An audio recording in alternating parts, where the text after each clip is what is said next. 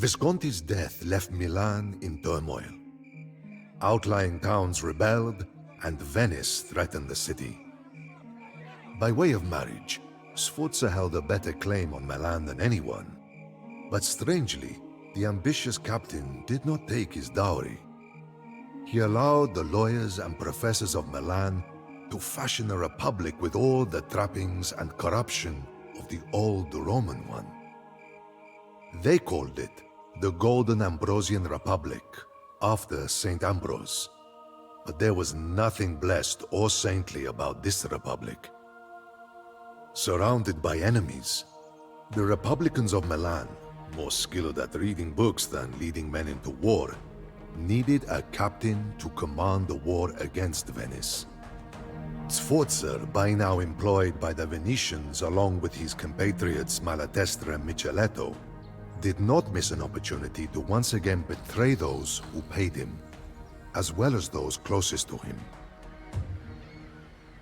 Rescinding his own claims on Milan, he agreed to serve the Republic against his own cousin Micheletto in exchange for control of the city of Brescia. The leaders of the Republic agreed, even though there were many rumblings that Sforza could not be trusted. After all, for a piece of land, he was now marching against his own blood.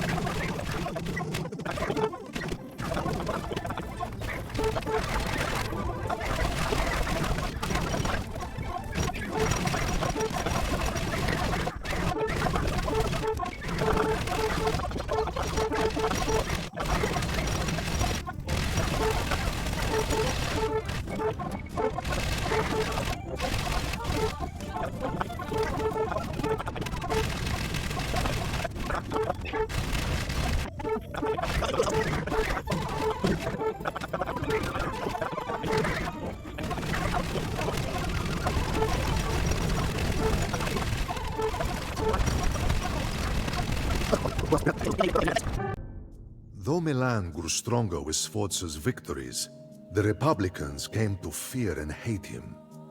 They saw Sforza as a Caesar intending to topple the new republic. These bookish professors and lawyers listened intently to two agitators who had returned to Milan. Two brothers with harsh words and a fierce vendetta against Sforza. The sons of none other than Piccinino swore vengeance upon Sforza. They incited the Republicans to betray him by signing a secret truce with Brescia before Sforza could take that city. This, of course, angered the condottiero. He had agreed to serve the Republic only in exchange for the city. Stifling the ambitions of a man like Sforza was a fatal mistake. Milan was prepared for the siege. Bronze cannons lined the walls and a vast militia was trained. Even the hoarding merchants sold their possessions to arm the mercenaries of the Piccinino brothers. Milan sent emissaries to convince the Duke of Savoy that Sforza would threaten all of Italy. Thousands of Savoyard troops marched against Sforza. But battles are not only won on the field with men and horses. They can also be won in a dark tent over a barrel of wine. In one such tent, Sforza met with Malatesta, now commander of the Venetian troops. Malatesta listened as Sforza ranted furiously of Milan's treachery. He knew that Sforza was not angry that the Republic had betrayed him, as much as that it had done so before Sforza could betray the Republic. But Sforza offered an opportunity for Malatesta and his Venetian employers. While Sforza hurled his men and his riches against Milan's walls, the Venetians would be free to conquer the rest of northern Italy. Malatesta agreed to help Sforza, but as always, alliance and treachery between condottieri were only opposite sides of the same coin.